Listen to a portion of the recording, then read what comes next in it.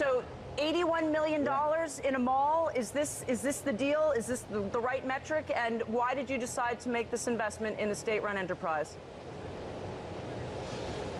First of all, there is a symbolic meaning to this privatization, because it was the first one performed by the State Privatization Fund after, as you said, so many years of promising this. So for us and for the main shareholder of the group, the largest family, it was a gesture to show our confidence to the exact point of transforming the Greek economy. Now, apart from this, for us the deal made financial sense. I believe the price was fair for all parties. And at the same time, from a strategic standpoint, we acquired the use of the premise in the front part of which we have developed a shopping center. So we want to develop the back part in a way that will be complementary to the use of our shopping center that we have developed in the front. How big is the property, and how much did you end up spending in over 90 years?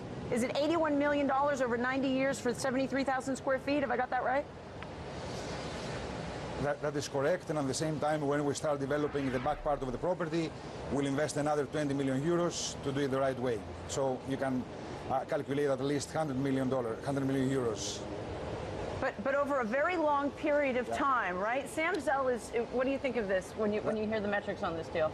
Mr. Athanasiou, which is, when people talk about privatization in Greece, they talk about the railroads, the oil company, etc. I mean, can this really be symbolic, or is this simply the Troika, just the government of Greece trying to please the Troika so they can get that next 30 billion euros worth of bailout money that the country so desperately needs?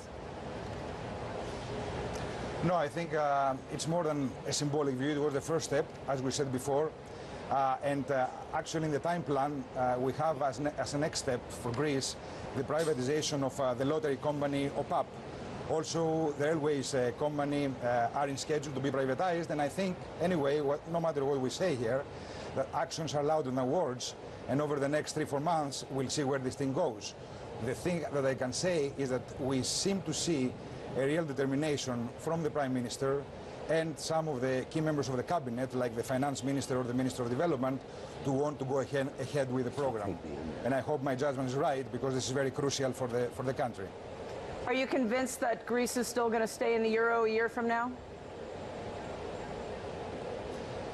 I'm convinced that the government and all the important players in this are really determined to stay, and they will do whatever they can, because I think this is our last chance to stay in the only place where we have a chance to be a successful country. Many people say you should absolutely leave. Leading economists say you should do it so that way you can devalue your way to competitiveness, your labor, your property, everything else would be so much cheaper, and you would be far more likely to get investors. Why don't you buy that? I'll tell you my opinion on this. Labor, of course, is an important part of the cost of any product. But if you put the numbers down, the labor cost is only a fraction of the cost in most services, in most products we produce here. On the other hand, we have other sources in which Greece is very rich.